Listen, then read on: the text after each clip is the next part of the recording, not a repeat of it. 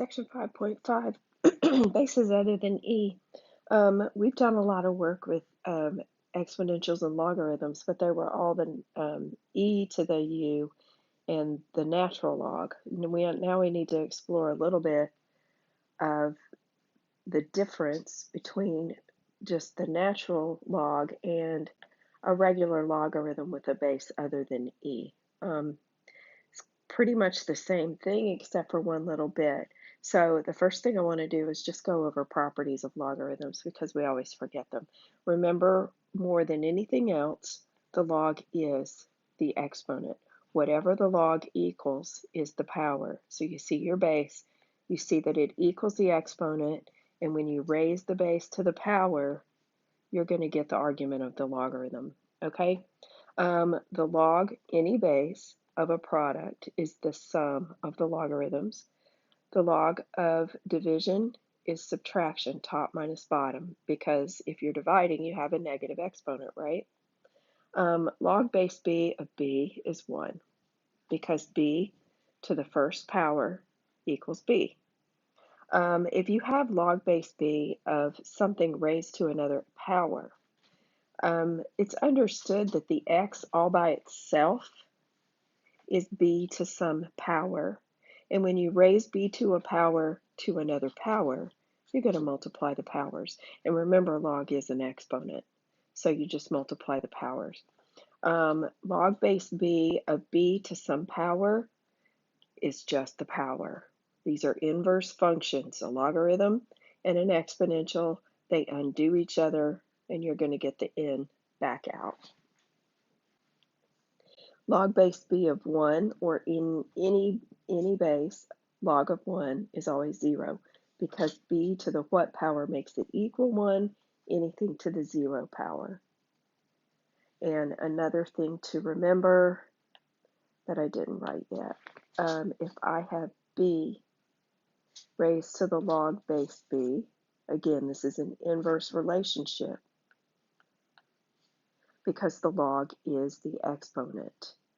It's the exponent that I raised b to make it equal x, and I'm raising b to that exponent, so I get the x back out.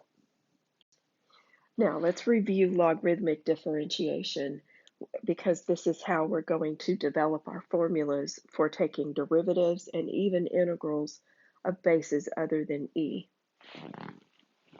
Okay, so if y is some function of x, this is just a review.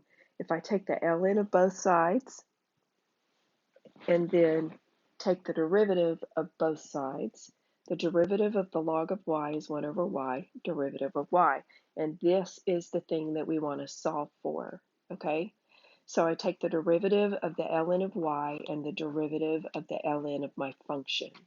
Well, the derivative of the ln is the function on the bottom and the derivative of the function on the top. We know that, right? So that will be this piece right here. But remember, we're solving for y prime, so we have to multiply both sides by y. Now, let's put that into practice. If we have y equals 3 to the power, a base other than e, then we're going to take the ln of both sides. The ln of 3 to the power, I bring the power down to multiply, and I just have ln of 3, which is just a constant. That's going to be like a coefficient now. The derivative of the ln of y is y on the bottom, y prime on the top. Multiply both sides by y, we get this, but remember y is 3 to the power. So the derivative of 3 to the power is 3 to the power times the ln of 3. It's 3 to the x, okay? We also are going to need to take the derivative of the x. We did right here, right? When we took the derivative of this, the x became just a 1. So there's an invisible 1 in here. Keep that in mind. Now, what if the power was more than just an x? So let's do this again. Take the ln of both sides, bring that power down as a multiplier, and the right-hand side becomes just my function times a coefficient, ln of 3. Derivative of the ln of y is 1 over y, y prime. Derivative of this side is the derivative of u times that coefficient. So Remember, the point is to isolate the y prime. I want to isolate y prime, so I'm going to multiply away the y. Multiplying both sides by y gives me this, but remember y is 3 to the u. So let's look at this. Let's see the pattern here. If y is 3 to the function, then the derivative of that, we copied 3 to the u, we took the derivative of the power, and we had the ln of 3. Do you see the pattern here? When we took the derivative of e to the u, we copied the e to the u, we multiplied by the du. But we also had the ln of e there, which was just 1. We just didn't write it down because it was 1, just like we don't write down the derivative of x every time. Okay, let's try one like this. If we have y equals 3 to a power, and this is a function, if we do logarithmic differentiation, the ln of 3 to the power is the power times the ln of 3. We take the derivative of the ln of y, we get 1 over y prime. The derivative of this, that ln of 3 is just a number. Derivative of x squared minus 4 gives me the 2x. Multiply both sides by y, which is 3 to the power. We get that the derivative of 3 to the power is 3 to the power, exactly the way it was to begin with. Derivative of the power, so 3 to the u du times the ln of 3, just like that. So anytime we have y equals a base raised to a function, the derivative is going to be copy b to the power, multiplied by the derivative of the power, times the ln of the base, forever and always, amen. All right? What about integration? Let's do the integral of this.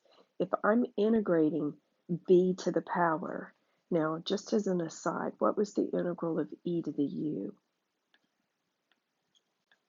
Well, if we had a perfect du, we just got e to the u back, right? I forgot my plus c, forgive me. So this as a reminder, now when I have b to the u du, I need b to the u, I need the du, but I also need an ln of b. So I multiply by the ln, because right, it's in the derivative. I multiply by the ln of b, I divide by the ln of b, and I get my integral. So let's say I have the integral of this right here. Well, this piece is easy. There's no power on the outside, so I'm just going to integrate term by term. This is just x to the 5th over 5. Don't make it harder than it has to be. This is not an inside function and with an outside. There's nothing happening to that set of parentheses there. So just go inside and go term by term. All right, now with the 5 to the x, we have the derivative of x. All we need is the ln of 5. So when I integrate 5 to the x dx, I get 5 to the x over the ln of 5.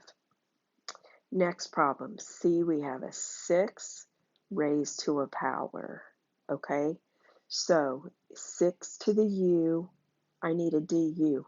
Notice that there's no other 6 to the power in the problem, so the entire exponent is my u. It has to be 6 to the u.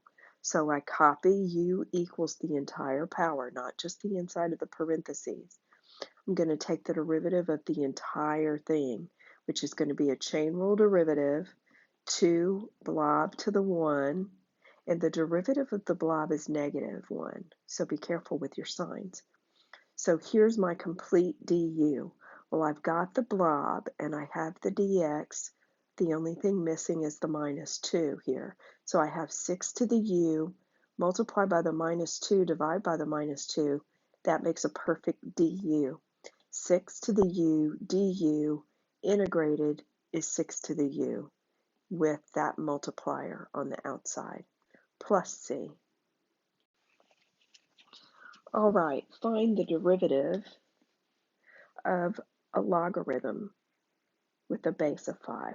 Well, first thing I'm going to do to derive this formula here is to rewrite this equation as an exponential because we just learned how to take the derivative of an exponential. So when I take the derivative of 5 to the y, I'm going to get 5 to the y, derivative of y, which is what we're going to solve for, times the ln of the 5. b to the u du ln of b. Now the derivative of the x is just 1. Isolating this guy right here means dividing by 5 to the y and the ln of 5. And the 1 is on the top. Okay? So now I've got to replace the y with what y equals. And y equals log base 5 of x.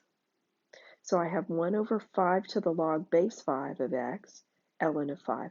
Well, 5 to the log base 5 is just the thing. So this whole bit right here becomes an x. And I get 1 over the ln of 5. Now, another way to do this, remember the change of base formula? I can change log base 5 of x to the ln of the original argument on the top and the original base on the bottom. So the ln of 5, the ln of x over the ln of 5, take that derivative. Well, the ln of x derivative is just 1 over x. ln of 5 is just a coefficient. He stays down there. So here's my derivative, and look, I went straight to the answer. So let's try one that's a little more complicated. Log base 5. If this was just an ln, it would be easy. We would just rewrite it, take that exponent of 1/3, pull it down front, and then do the derivative of the ln. But because it's a different base, I'm going to change the base. So now I have the ln of the original problem over the ln of the original base. This is just a coefficient. And this is the ln of blob to the 1/3. Bring down the 1/3 as a multiplier. Now the only thing, these are just coefficients. 1 over 3 ln of 5, and the derivative of the ln of 2x minus 1 is copy the function on the bottom, derivative of function on the top, and look at that sweet answer I got so quickly and easily. So if I have y equals log of a different base, I use the change of base formula, which is the ln of the original argument over the ln of the original base, and take the derivative of this to find y prime. The ln of b stays in the bottom. The derivative of the ln of the function is the function on the bottom, derivative on the top, and boom, you have a formula for that.